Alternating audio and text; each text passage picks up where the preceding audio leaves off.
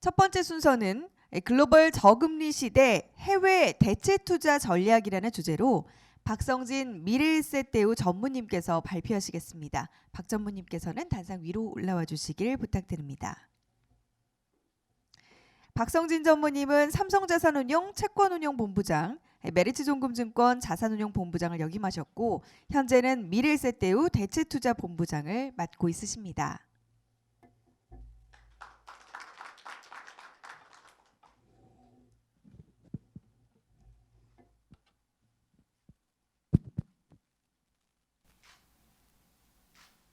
안녕하십니까. 방금 소개받은 미래에셋대우 대체투자본부장을 맡고 있는 박성진입니다. 오늘 이렇게 의미 있는 자리에 부족한 사람을 초청해 주신 팍스넷 관계자분들께 또 이승우 대표님께 먼저 감사를 드립니다. 제가 부탁받은 섹션은 포스트 코로나 시대 해외 대체 투자입니다.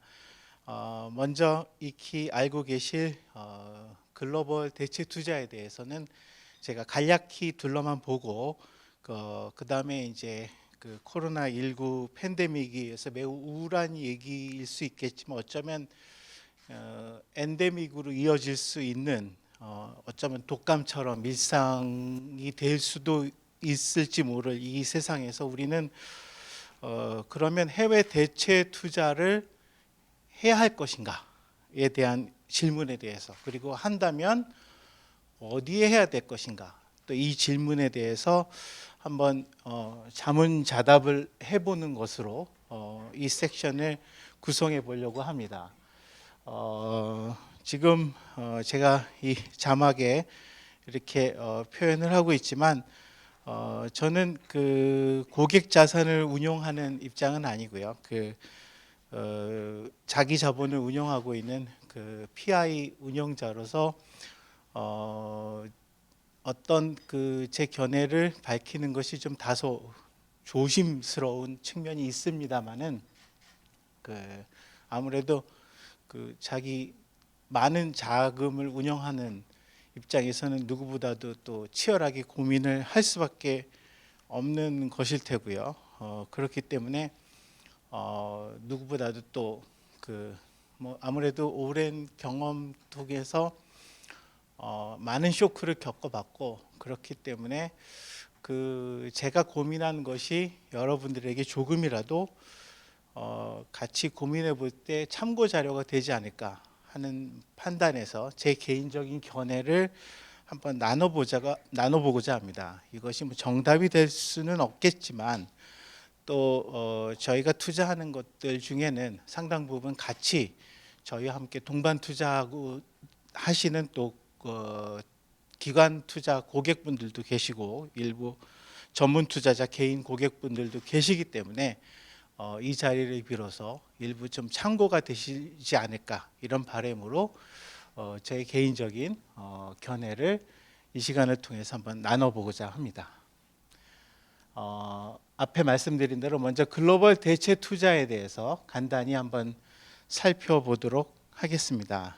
뭐 익히 아실 테지만 이제 대체 투자, 영어로 보면 이제 alternative investment라고 하는데, 이 alternative라는 말 자체가 이제 영어로 보면 이게 합성어죠. alter라는 말 자체가 이제 바꾸다, 고치다라는 말.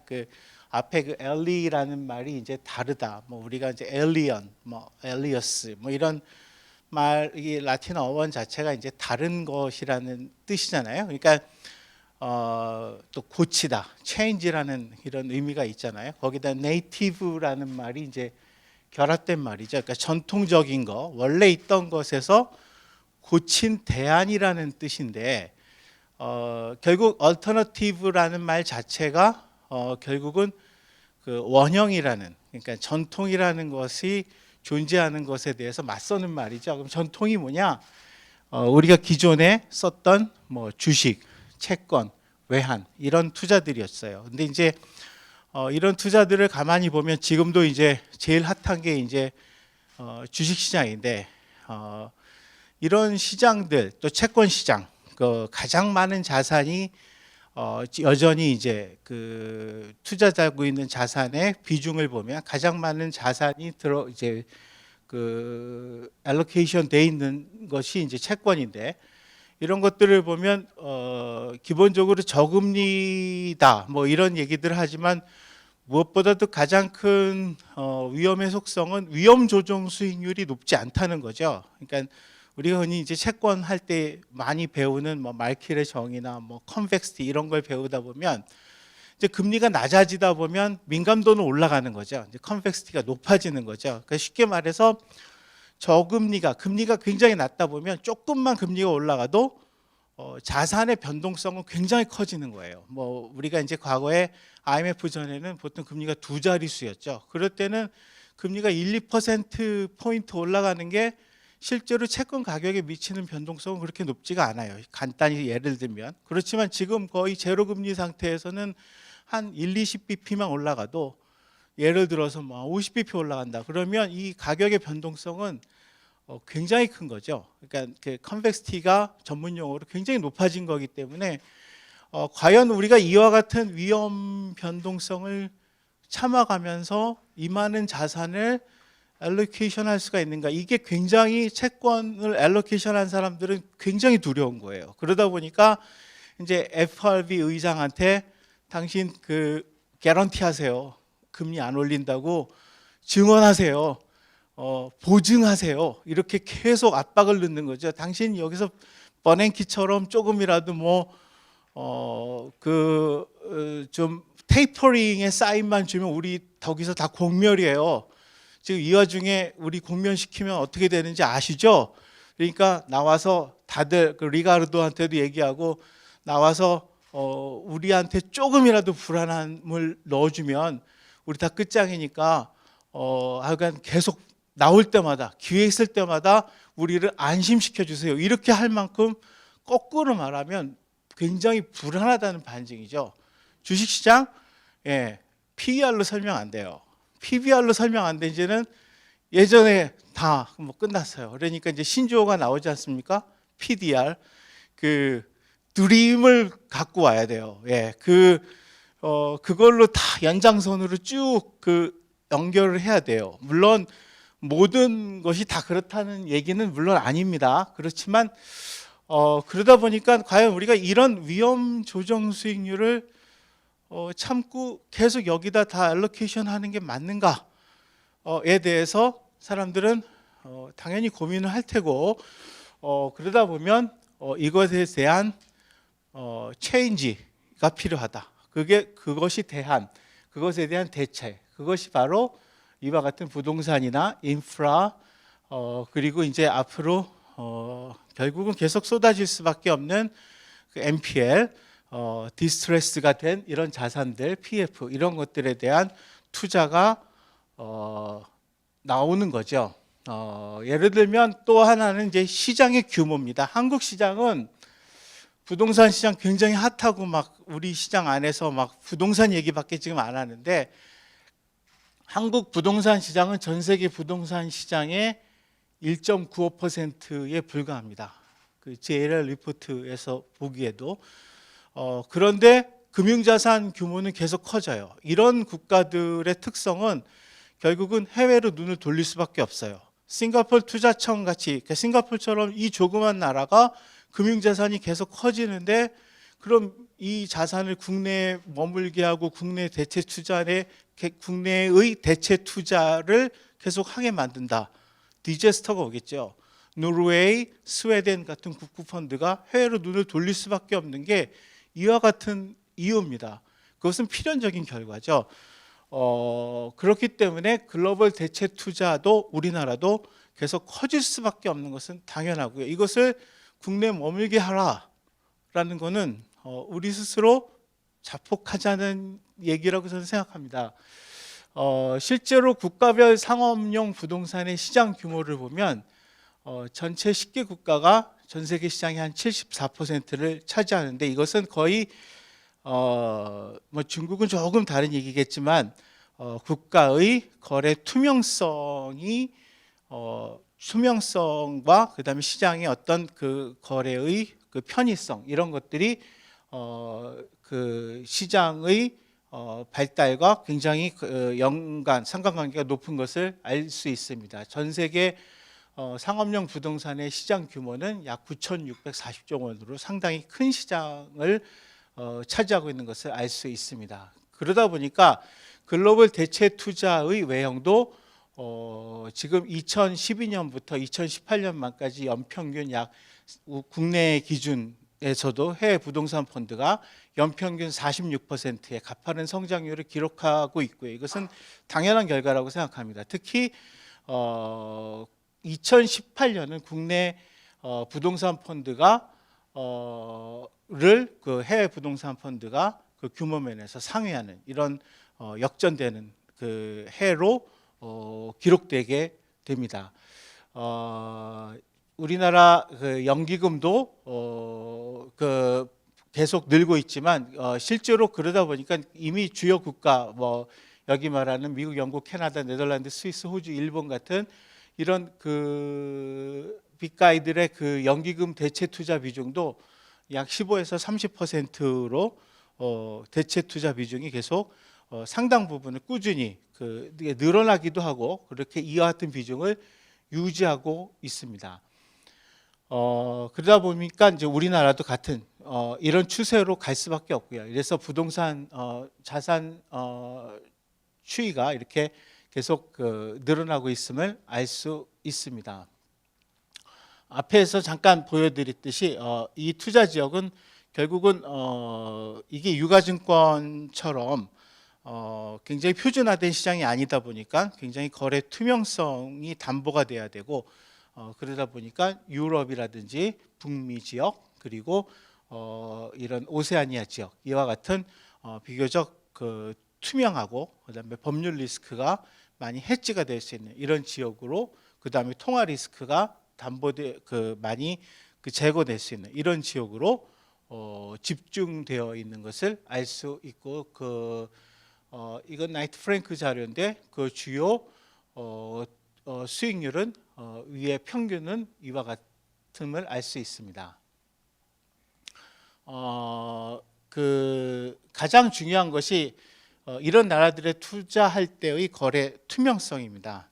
그 나라의 그 법률 제도라든지 그 때로는 이제 잘 모르고 투자해서 뭐 겉에 외형만 보고 샀더니 뭐 세금은 따로 내야 된다든가 유지보수는 뭐 유지보수 비용은 내가 내야 된다든가 뭐 아니면 뭐 보험료는 내가 내야 된다든가 이런 것들을 잘 모르고 투자를 해서 낭패를 보는 그런 좀 사례들이 있더라고요. 그래서 또는 투자를 했는데 뭐 사기를 당한다든가 심한 경우에 또는 그 나라의 법률 제도나 아니면 정치적 변혁 때문에 또는 제도 변화가 급격히 바뀌어서 들어갔을 때는 뭐 세금을 이렇게 안 내기로 했는데 세금 제도가 바뀐다든가 이렇게 돼 갖고 투자 수익률이 상당히 바뀐다는 그러니까 소위 말해서 이코노미스가 아주 근본적으로 바뀐다든가 투자 자금을 빼놓을 수 없게 된다든가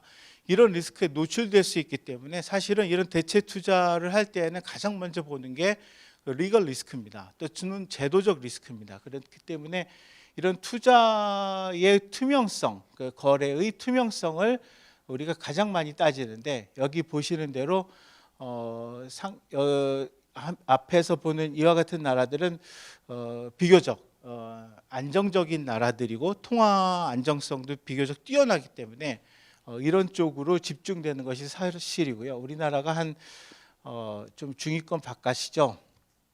뭐 여기 보면 사우스 아프리카가 우리보다도 한 10단계나 위야. 뭐 폴란드가 우리보다도 스페인이 우리보다도 훨씬 더 뛰어나 뭐 이태리가 뭐 이렇게 좀 의아하실 분도 계시겠지만 사실 우리나라 부동산 제도나 세제가 굉장히 자주 바뀌는 것을 여러분들이 보실 텐데 그걸 보면 아마 우리는 좀 더 많이 내년에는 더 떨어지지 않을까 좀 우려는 있습니다. 하지만 뭐 저희 투자하는 입장에서는 우리가 특히 그 국내 투자보다는 해외 투자를 좀 늘어나는 입장에서는 저는 크게 우려는 안 하는데요. 아무튼 이런 거래 투명성은 굉장히 좀 중요한 요인이라는 것을 알 수 있습니다. 그러면 여기까지 개괄은 간단히 마치고요. 그럼 여기서 그 코로나가 왔는데 그럼 이렇게 대체 투자한 사람들은 괜찮았냐 올해? 궁금하시죠? 한번 보겠습니다. 그 전에 처음에 우리가 이제 대체 투자를 해외에 할 때는 잘 모를 때는 좋은 거 사야 되죠. 안전한 거 사야 되죠. 그러다 보니까 코어나 코어 플러스, 코어 중에서도 아주 좋은 것들을 선호할 수밖에 없었어요. 예를 들면 이런 거죠. 뭐 그 오피스를 사도 아주 좋은 나라, 뭐 미국이라든지 뭐 유럽 중에서도 그 뭐 아주 굉장히 그 유명한 도시, 그 중에서도 그 랜드마크 지역, 그 중에 랜드마크 건물, 그 중에 임차인도 아직 뭐 포브스 30위 이내의 우량 임차인, 그 신용도가 매우 뛰어난 기업들, 그런 기업들이 뭐 최소한 15년, 20년 마스터 리스를 해서 그 장기 임차를 해갖고 그들이 뭐 중간에 안 나간다. 만약에 나가면 우리가 그 사이에 자녀 임대료를 다 내고 원상복구 하고 나간다. 이런 그 위약벌 조항이 다 들어 있어서 그들의 신용으로 다 풀 커버가 되는 것. 그리고 뭐 건물의 유지 보수, 그다음에 여기 건물에서 발생하는 말하자면 보유세 같은 거죠. 우리로 말하자면 일체 세금은 우리가 다 낸다.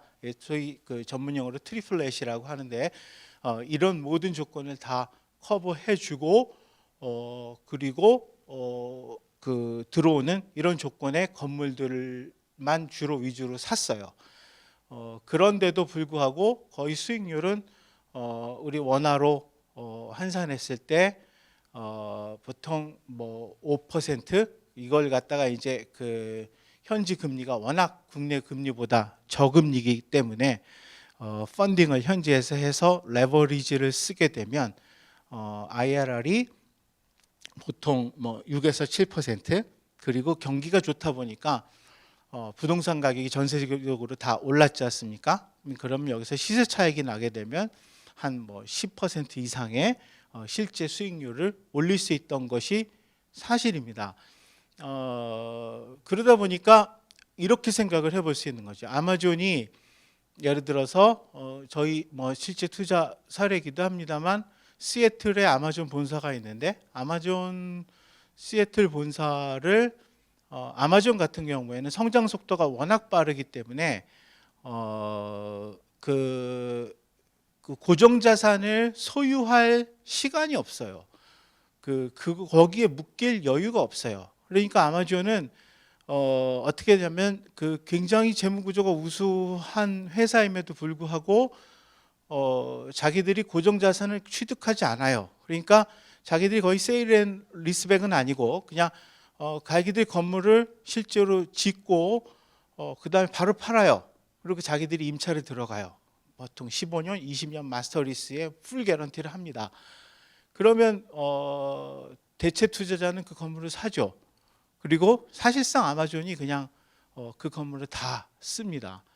그러면 그렇게 되면 아마존의 예를 들어서 15년짜리, 10년짜리 회사채는 뭐 2%, 뭐 2.5%, 뭐 이것도 안 됩니다. 근데 실제로 아마존이 이렇게 임대한 이런 건물의 IRR은 뭐 그냥 레버리지를 쓰지 않아도 6%뭐 이렇게 나오고, 레버리지를 쓰게 되면 뭐 8%, 9% 이렇게도 나오는 시절에, 그러면 이건 아비트리지가 아닌가라고 충분히 생각이 들 만큼, 그것도 뭐 무슨 뭐 아리조나 사막에 있는 건물도 아니고 시애틀에 굉장히 그 각광받는 지역에 젊은이들도 살고 싶어하는 이런 항구의 이런 주택가 주변에 아주 아름다운 그 캠퍼스에 있는 아마존 건물이라고 하면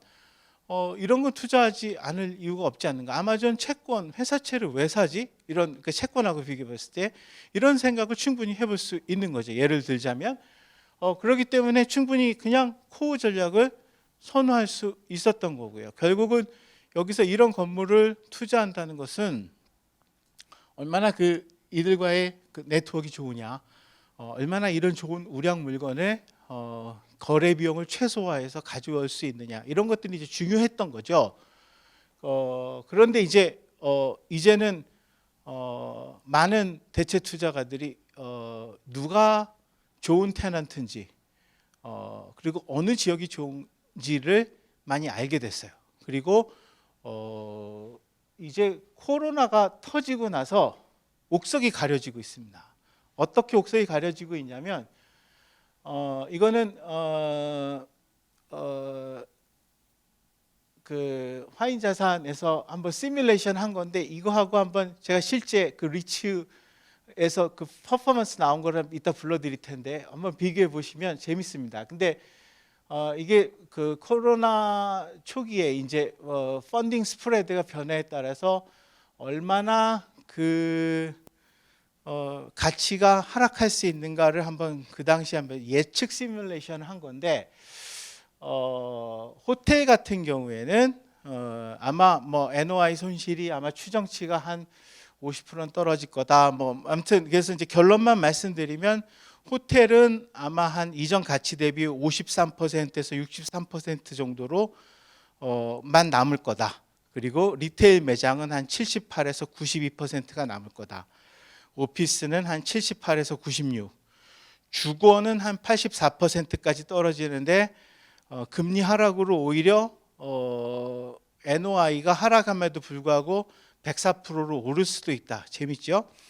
이렇게 시뮬레이션을 했는데 저는 이게 좀 합리적이다 이렇게 보여집니다. 근데 실제로 리츠닷컴에서 여기 장편 나 있지 않지만 제가 한번 불러드릴게요. 어제자로 제가 체크를 해봤어요. 그래서 리츠닷컴에서 그 실제로 퍼포먼스가 어떻게 나와 있나, 지금 리츠에서 물론 리츠의 퍼포먼스가 실제 그 이 자산의 퍼포먼스는 아닙니다. 왜냐하면 시장과의 그 괴리는 있을 수 있으니까. 근데 미국의 17개 호텔 리츠는 지금 평균이 마이너스, 어제자로 마이너스 47.6%입니다.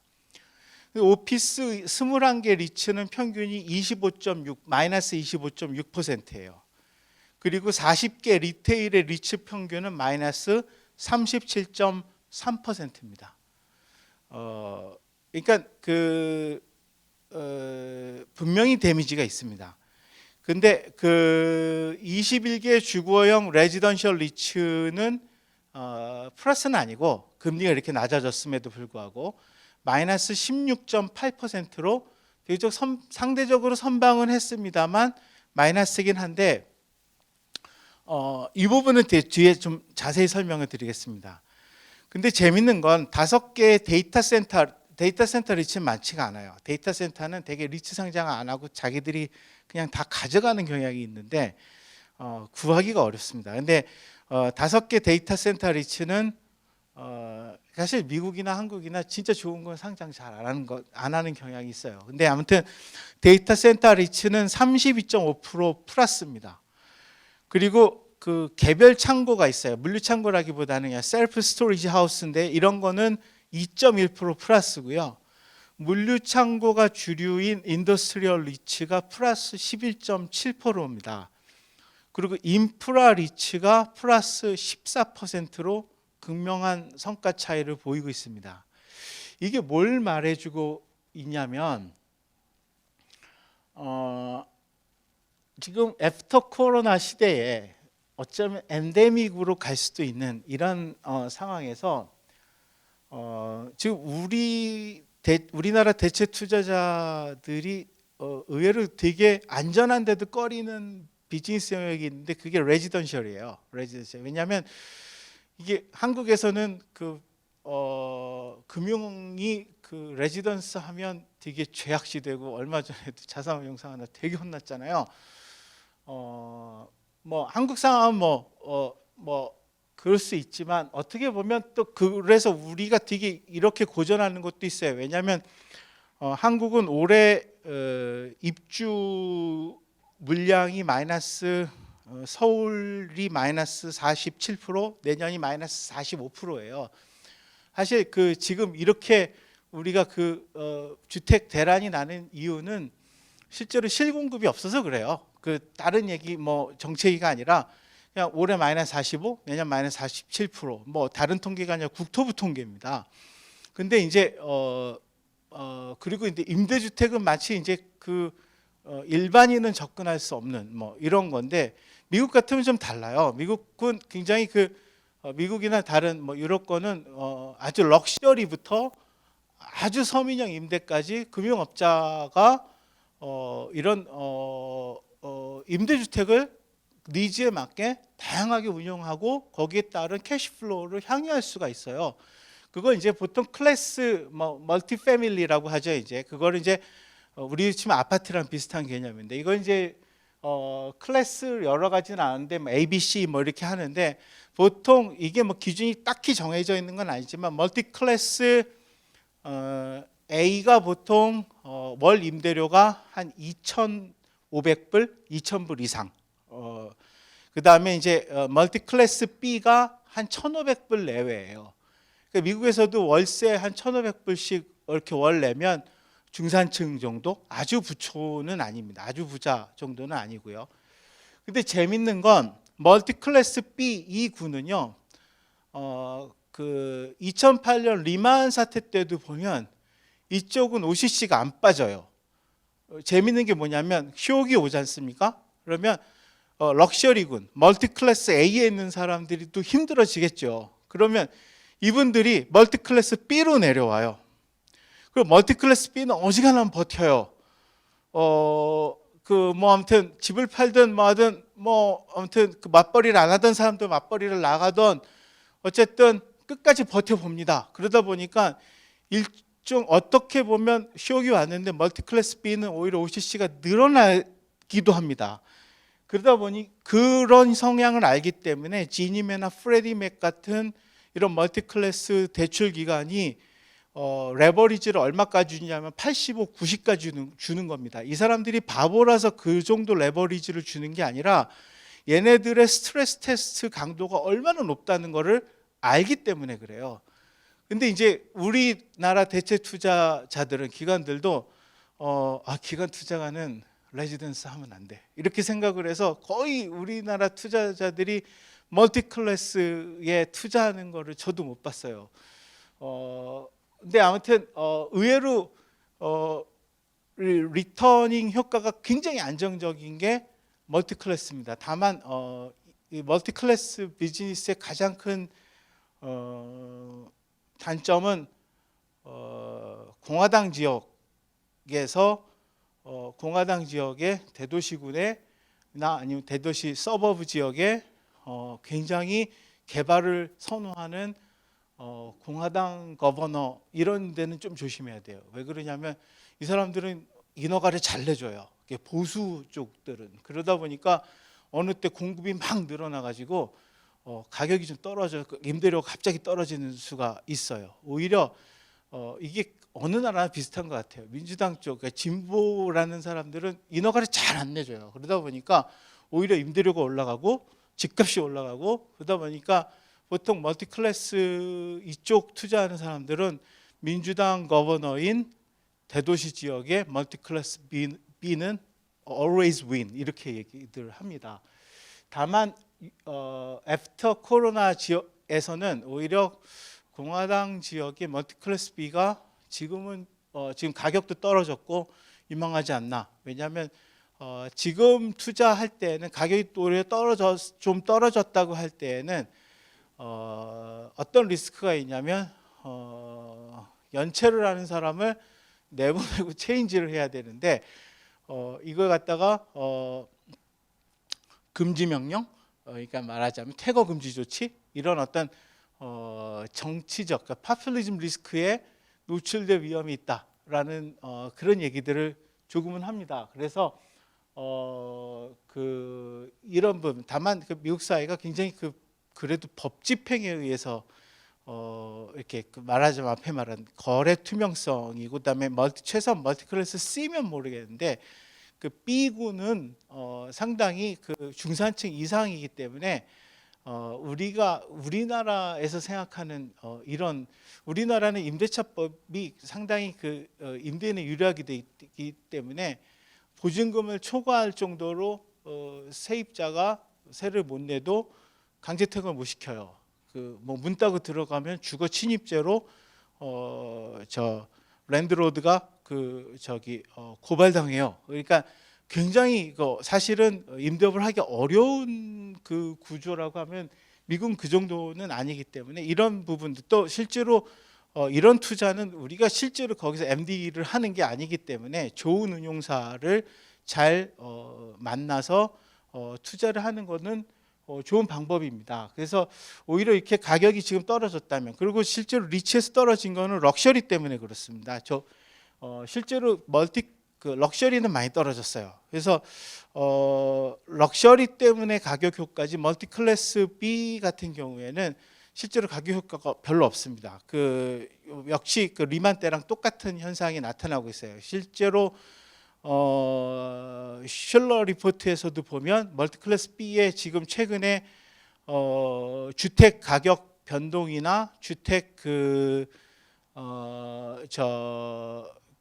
거래 건수를 보면 오히려 더 활발하게 나오는 걸로 봐서는 저 시장은 역시 굉장히 스트레스에 강하다. 그러니까 호텔이나 다른 오피스나 오히려 그동안 국내 대체 투자를 많이 했던 사람들이 많이 있던 영역들보다 오히려 손 안 댔던 저 영역이 훨씬 스트레스에 강하다는 것을 지금 보여주고 있고요.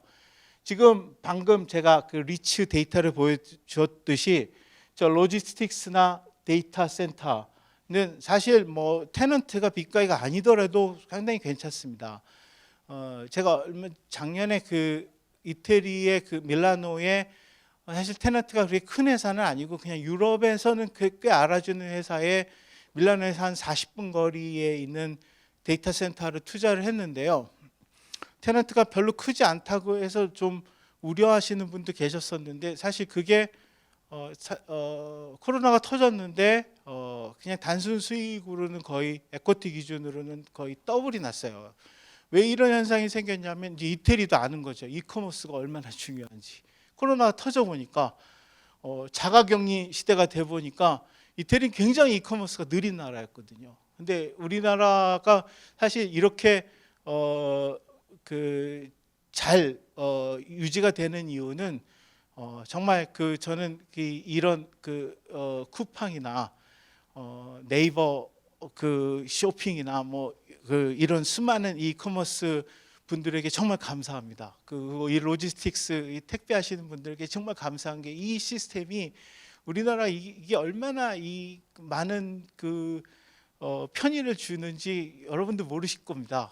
아시겠죠 물론. 근데 유럽 사람들 이제 알고 지금 물류창고 어떻게 좀 사겠다고 막 난리라 너무 비싸지는 경향이 있어요. 그래서 앞에 다시 이전으로 돌아가서 말씀드리면 지금 물류창고 너무 비싸져 가고 있어서 좀 걱정은 돼요. 그럼에도 불구하고 할 수만 있다면 그렇게 비쌈에도 불구하고 다른 투자, 지금 현재 금리에 비해서는 여전히 스프레드는 유지가 많이 되고 있어요. 왜냐하면 아마존이 지금 늘어나는 물동량의 처리 속도를 물류창고가 못 따라가요.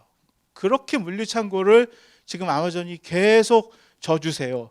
우리가 무조건 아마존이 선 개런티합니다. 그렇게 함에도 불구하고 아마존의 늘어나는 물량 속도를 물류창고가 못 따라갑니다. 그렇기 때문에 근데 물론 아마존 리스크는 있죠. 그런데 저는 이 리스크는 차라리 지금 PDR에 의존해서 주식을 사는 리스크랑 비교해 봤을 때 물론 주관적인 판단이지만 어느 것이 훨씬 더 안전한가를 생각해 봤을 때 저는 후자가 더 훨씬 낫지 않나.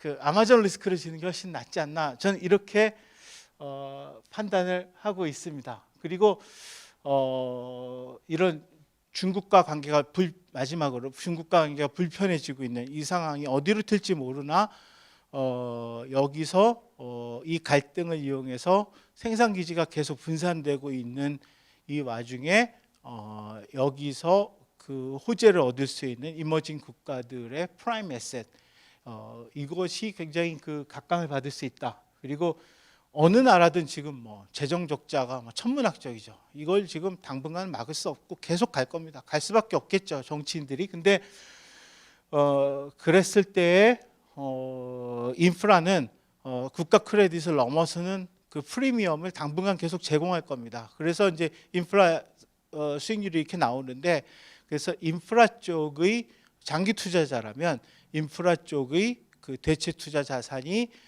지금 이런 그 전통 채권이나 주식의 위험 조정 수익의 기대값에 비해서 훨씬 더 유망한 투자다. 그래서 지금 뭐 출장이 어렵지 않습니까? 뭐 여러 가지 이런 기술적인 얘기들 하지만 그럼에도 갈 수 있습니다. 가기도 합니다. 뭐 격리하면 되죠. 뭐 그렇게 해서라도 또 지금 뭐 이런 것들을 듀딜리전스를 대응을 잘 할 수 있는 공신력 있는 기관들도 있습니다. 방법은 있습니다. 그래서 지금 이런 것들을 투자하는 것이 지금 좋은 찬스다. 다만 이제 NPL은 좀 더 기다려야 된다. 이것이 제 결론입니다. 그 짧은 시간, 시간 6분이 넘었네요. 죄송합니다. 아무튼 그렇지만 좀 두서없이 그래도 시간을 맞춰보려고 노력을 했는데 좀 시간을 초과해서 죄송하고 그래도 경청해 주셔서 대단히 감사합니다.